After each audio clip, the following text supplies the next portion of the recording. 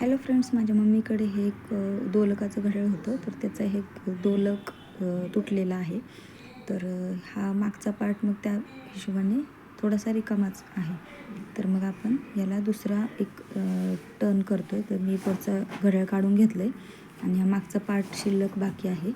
तर त्याच्यावरती आपण काहीतरी त्याचा रियूज करणार आहोत. तर हे बघू शकता तुम्ही. आता हे घड्याळ वेगळं एक इंडिव्हिज्युअल घड्याळ झालं आहे. याचा आपण वापर करणार आहे. तर मी ChatGPTला टाकल्यानंतर त्यांनी ही एक आयडिया दिली आहे की होल्डरची. तर मी त्याप्रमाणे जे हुक्स लावून घेतलेले आहेत इथे बघू शकता.